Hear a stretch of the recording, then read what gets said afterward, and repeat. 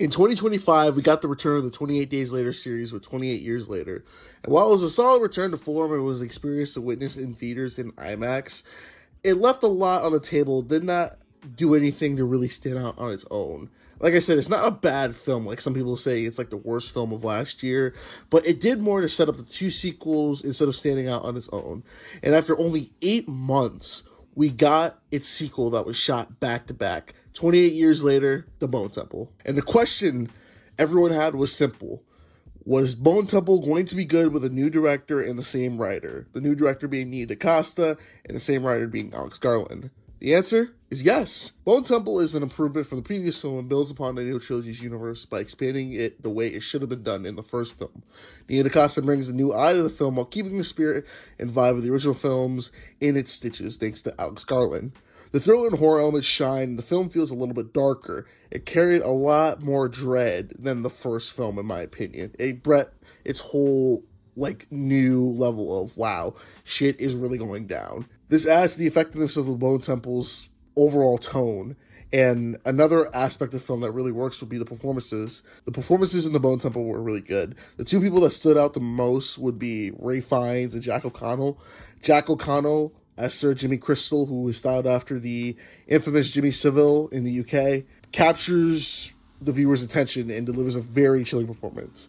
The way he commands the screen with his presence, his posture, his demeanor, his dialogue, it grabs you and it lets you see how people in this world would follow someone like that, being this sadistic but yet charismatic that you want to follow them and do anything with them. And Ralph Fiennes stole the whole show. His subplot is not only entertaining with his interactions with the Alpha Infected, and I expect many memes to become and had from this film with his character. Thank you. It also captivates the audience because they introduce things that really help expand the lore of both the Infected and the implications it could have for the third and final film of this trilogy. It really sets it up to be a game changer to see how this will all end with it. And lastly, the cinematography of the film was superb.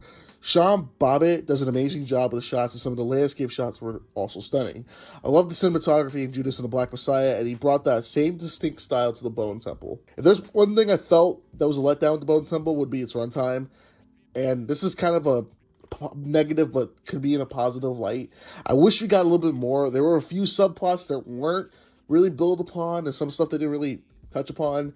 I feel like an extra 15 minutes would have been good to kind of get those plot points loosened up, but I think that's a good sign because you want more of the film. And like I said, this is just the middle chapter of the eventual trilogy we'll have with the third film coming out probably in the near future. Overall, 28 Years Later, The Bone Temple is a sequel that surpasses its predecessor film.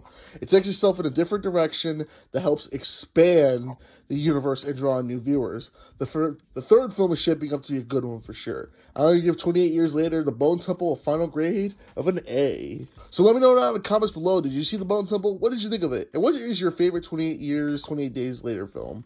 Until next time, I've been back for Mac Movie Reviews, and I'll see you all in the next video. Peace. Hey, if you like this video, make sure you check out one of my other reviews on my channel, and stay tuned for the next one.